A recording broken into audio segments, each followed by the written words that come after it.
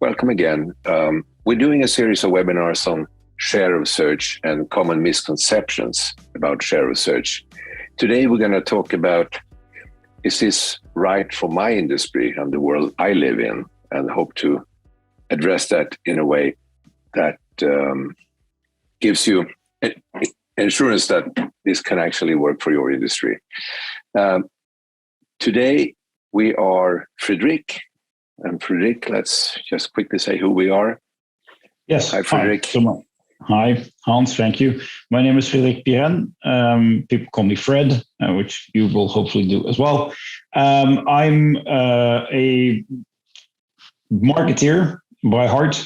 I've led brands. I've led international brands globally, and in the last couple of years, I've been a lot deeper into the data part, and also working with share of search, data analysts, and so forth.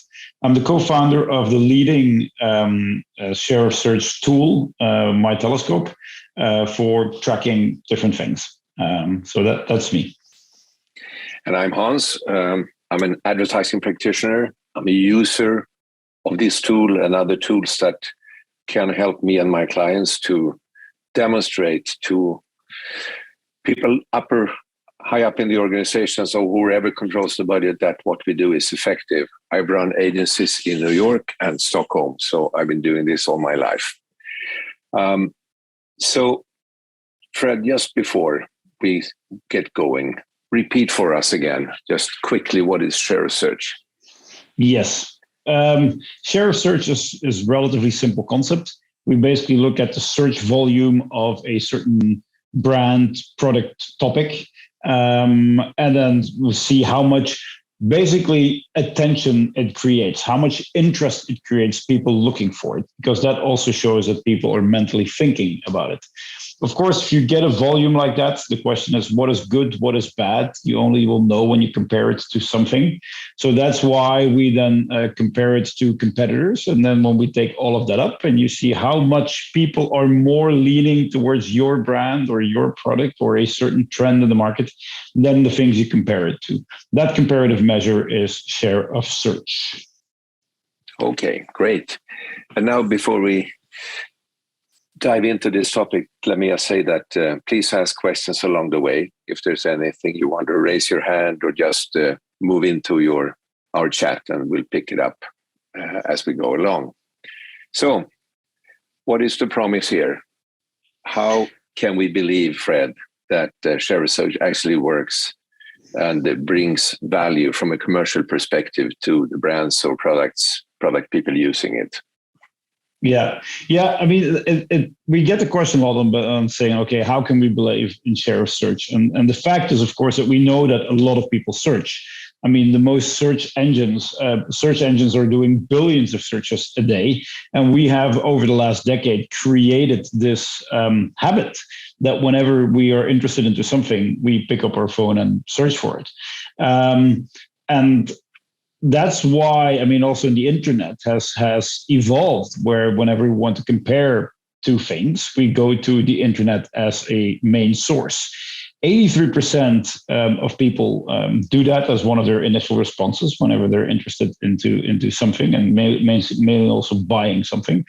And Google has created this purchase consumer journey. There's many consumer journeys out there, but I think this one's quite good, which they call the messy middle. So if you want to read more about it, they have a whole study about it. You can read up about it. And it basically shows how people use search engines as that point.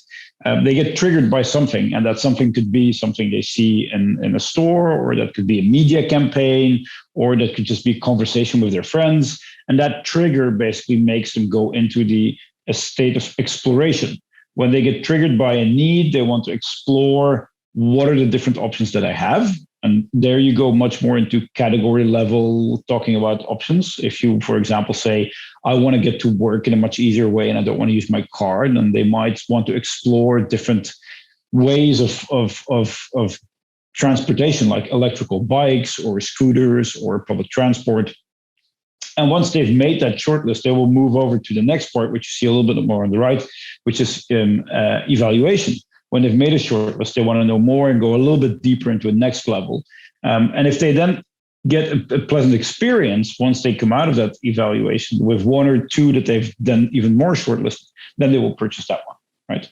Now, share of search will help us with that journey by looking at what people are looking for and how much they're looking for something to identify already which way they lean and what the ultimate purchase choice will be, right? And when people say, yeah, that's all good and well, but doesn't really work for my industry, actually we see that search has been using, I mean, a lot of people use search. In B2B, 71% of people use search. In CPG, which is consumer packaged goods, which is everything you find in a supermarket, basically, even there, 33% of people basically claim that they do some sort of search on certain products prior to purchase. So in a lot of different industries, these searches are still being done. And that's what we see as well, that this is something that we can then use as a basis for indicating which way they will lean. Okay. If I pick up on the lower figure there, the 33% for CPG, can that really be can share of search be a proxy for market share and commercial value? Yeah, you'd think spontaneously. I was like you would be a little bit hesitant because people. I haven't really been Googling that much my shampoo choices prior to purchase, but actually, when you think about it, it definitely can be, right? I mean, if we compare it to what we've done so far, when we look at purchase intent, because this is basically what we're looking for here, you wouldn't ask 33% of your entire population what their purchase intent would be. You know, the margin, the number is even smaller. So even if this is an exaggeration and the real, the real level might be laying at 25%, that's still a very big percentage. Still a lot of people who are, looking up these kind of things. And so the proof is in the pudding, because when we started looking then at all of these market shares versus the share of search, we actually saw that it always ended up being correct. And so together with the IPA, which is the British Institute for Practitioners in Advertising, we created a think tank. Part of the think tank were also the founding fathers, as I call them, of share of search, being Les Binet and James Hankins. We put together a bunch of people from different industries. There were people from the travel industry. There were people from soda industry, companies such as ourselves, academics, to look at 30 use cases across 12 industries and in 6 markets. And here's an overview. And all of those actually showed a clear indication towards share of search, or a clear correlation between share of search and market share. For sometimes the wildest categories. For example, here, this is one that we had from the UK, which was potato chips, as you would say in the US, or crisps, as they would call it in the UK, showing that there is actually a correlation between people looking up crisps and people actually buying them at a later stage in the supermarket. So this is an easy to understand industry or niche in the market. But how about, what is the main difference between different industries, and how can I look at my industry, if it's business to business or highly expensive goods like cars or retirement packages or whatever it is? What are the main differences between different categories? Yeah, there are. That's the thing, right? People always say my industry is unique. I think that very few industries are really unique, because often you're still working with human beings who have a behavior, but obviously there's differences, right, between all of these. And the same thing is here. So if you want to look for correlations, if you want to see differences between these different markets, if you go back to the messy middle, right, we can identify 3 key components that will create those differences and that will be showing those differences. One is the keywords. Keywords will always be important, right? Because choosing the keywords that will be giving you more, choosing the right keyword will get you the right correlation to market share. And in certain industries, you have to go very niche. In certain industries, you have to go a bit broader. And in certain industries, you have to go very, very descriptive. Then also, in certain industries, the keywords that show the correlation will actually tell you a lot about the drivers of that particular industry or category. So keywords are important because the triggers are connected to those keywords. People will see something, they will think about something, and they will type that into that white space that is a Google search field, right? And this is where there's also another thought that often comes in, where people go like, yeah, but we've got SEO, we've got SEM. Yes, but this is actually looking prior to that, right? What do people type in really, which will depend on which ad comes up. And it's quite important because remember when I said that B2B searches were 72%, right? It also shows that those people on average search 12 times before they will interact with the website of the company that they've been investigating. So looking at the volumes then prior to the ones you can pick up in Google Analytics is very important. And that's what you will see in the keywords, right? Now, when they've done that in the exploration, you'll go more looking at the volumes, right?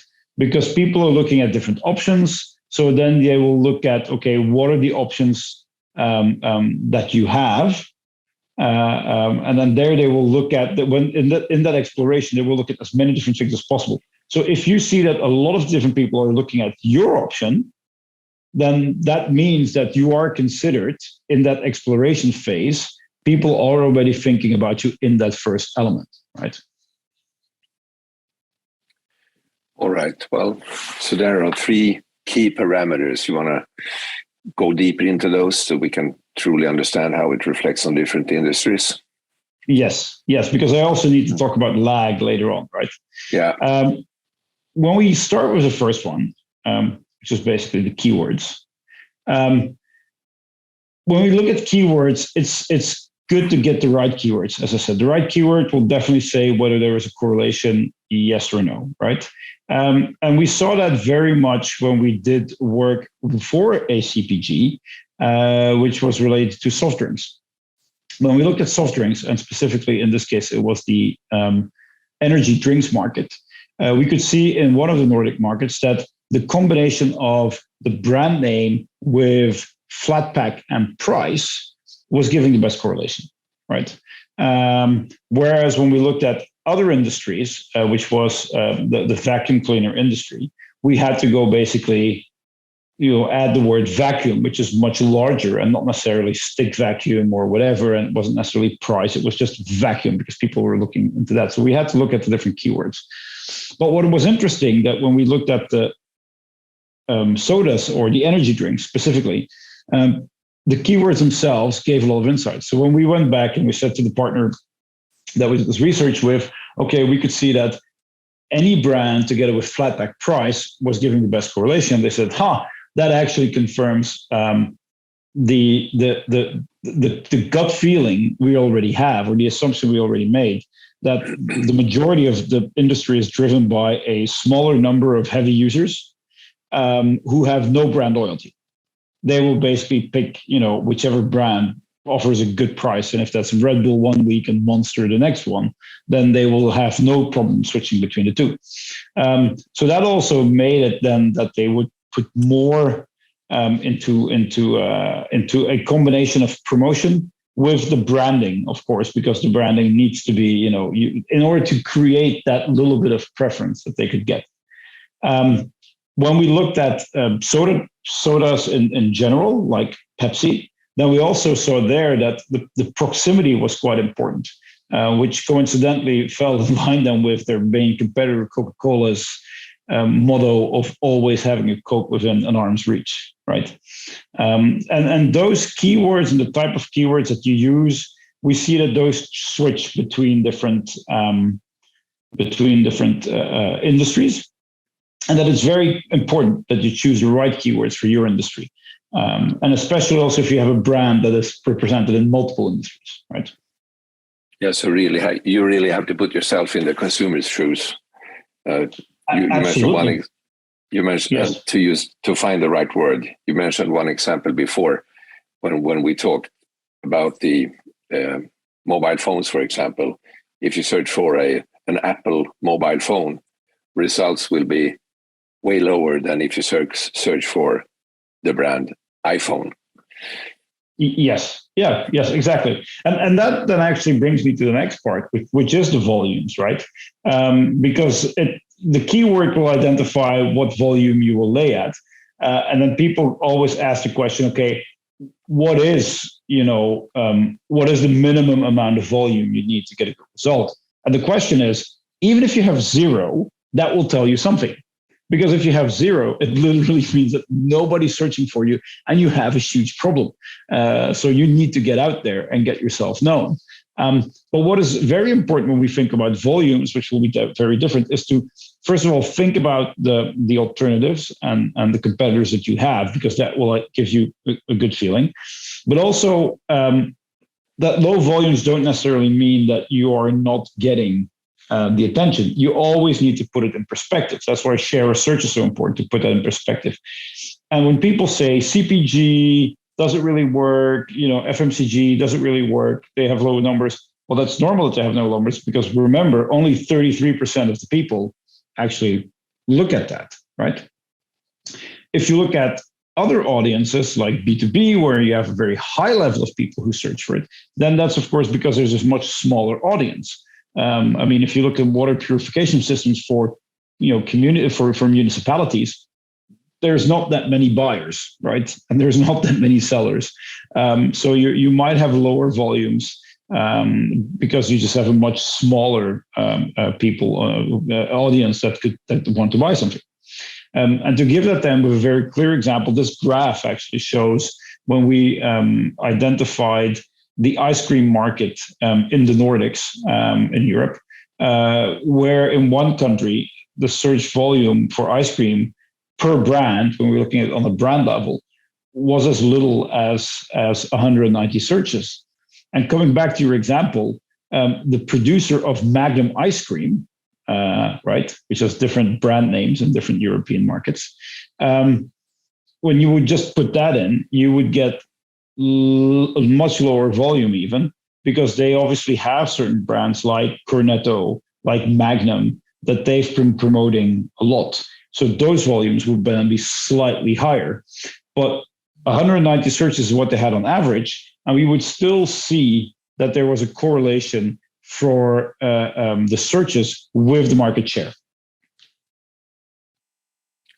Yeah, and of course, if you buy an ice cream, it's okay if you go wrong, so you can buy another ice cream next time. But if you buy something expensive for your company in a B2B situation, you spend the company's money and you also risk your own career if you don't buy the right thing. So I can understand why B2B categories have so much search and why it's so important. Mm-hmm. Yes. So talk about lag. Why is it important to understand? Yes. And then that's another thing, because when you do these kind of things, right? Ice cream, people who look for an ice cream often look for an ice cream near them or whatever, and they kind of look at these kind of things, and then you see that there's a short lag. But what we see very often is that the higher the price, and which is what you said earlier, the higher the investment, the more people would like to gather information before they take a decision. And the same goes for complex sales, like the B2B example. You gave, right? If you are making a very complex, purchase for your company, you want to know that you're making the right choice. So there the lag is longer, right? And that's, I think, is also a wonderful thing with share of search, is that if you know that lag is there, you have a huge competitive advantage, right? Even if you have a short lag, like ice cream in general, you will have share of search and the sales will follow 1 week later. For supermarkets, it will follow within 2 weeks, because people make weekly purchases.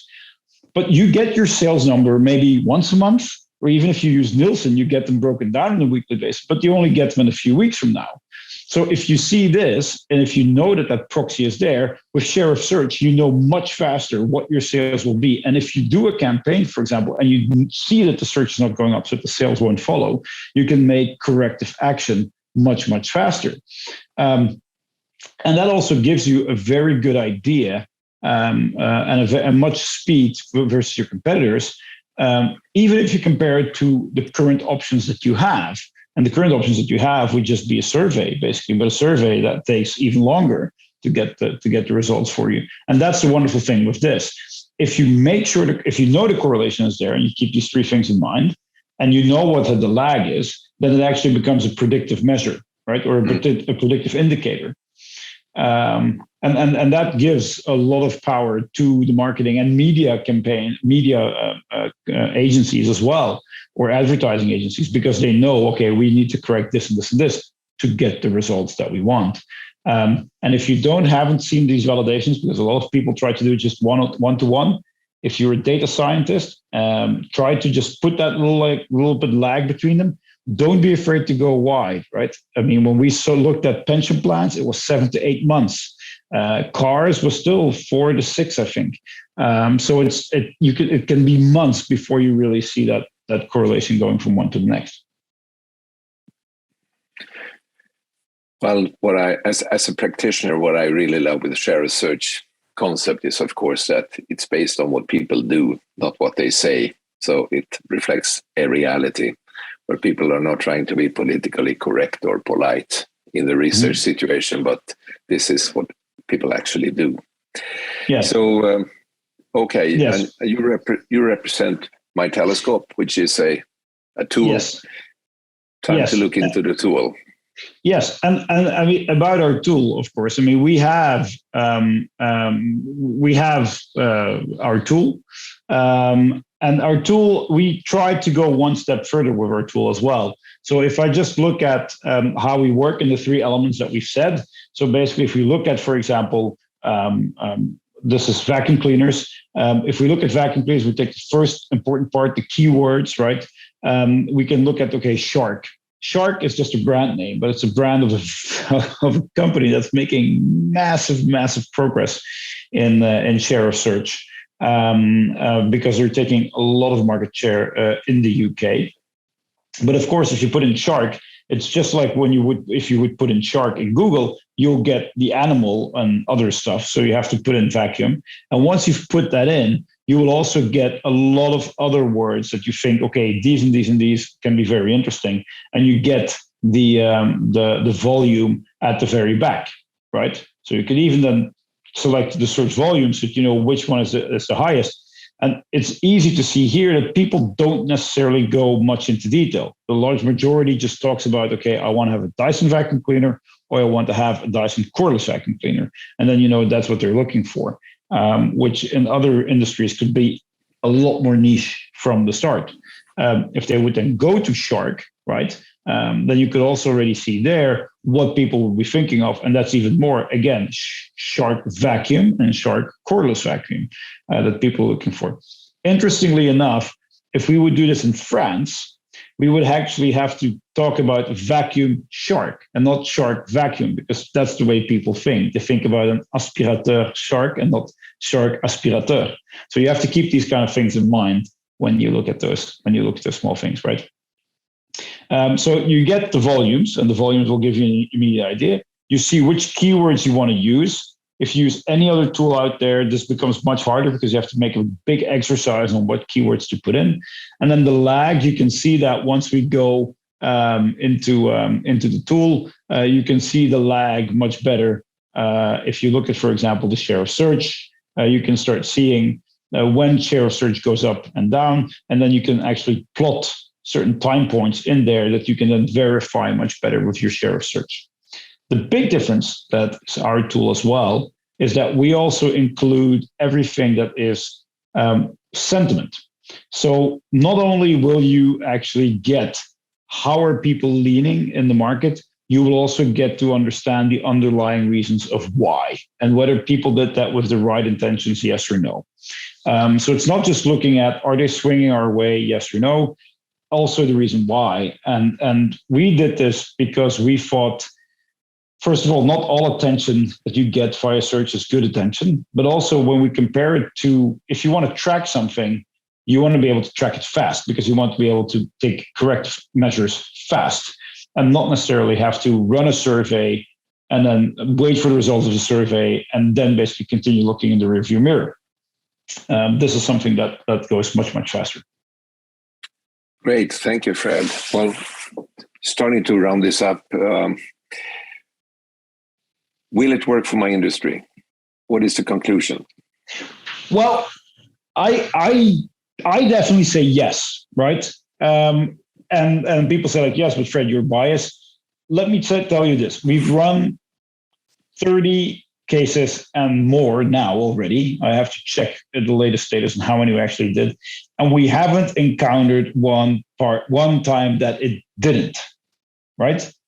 And that I think says it all. Does that mean it will work every single time? Maybe there's a niche out there for which it doesn't work. I don't know. But so far, we've seen it work every different time. So if people ask me, will it work for my industry? I will say with 98% certainty, yes. Excellent. But you have to think about the right competitors, think about volumes, keywords, and time lag. And if you keep those things into consideration with your correlation towards your market share, then you will see that you will always get correlation there. Excellent. Thank you so much, Fred. Now, I know that you have an offer, an irresistible offer. Tell us about it. An irresistible offer, absolutely. The thing is, of course, if you want to try it, and if you want to check it out, if you want to get the volumes, because you can just download them. If you want to look at the keywords, just sign up to our tool, and you get a 1 month free trial. If you have already signed up, but you haven't had the time to test it within that 1 month, reach out to me. I can definitely help you get an extension of that and help you so that you do take the time to test it during that 1 month. And if you have any other questions on how to validate and so forth, I mean, our team is always there to answer questions because we just love this metric so much that we definitely want people to use it as well. And we're more than happy to spread our knowledge. Great, thank you. Any questions before we close the window? Any comments, any questions? Well, while you think about that, let's talk about the next time we meet on this topic, misconceptions about share research, or rather, how to get started. When is that, Fred? Yeah, that's in 2 weeks from now. In 2 weeks, we'll have the advantages of share research versus panel data and how you want to get started with it, right? That's what we're going to be discussing in 2 weeks. Again, in half an hour. It's going relatively fast, so that half hour. But within that half hour, you can get a lot of information. If you want to know more about also the previous misconceptions, the previous webinars that we've done, you can just go to our website /webinars, and there you will also find the videos of previous webinars on misconceptions that we've talked about in the last couple of months. Great. Well, thank you so much, Fred, and thank you out there for attending, and hope to see you in 2 weeks. All right. Absolutely. Thank you, Hans. Take care. Bye. Thanks.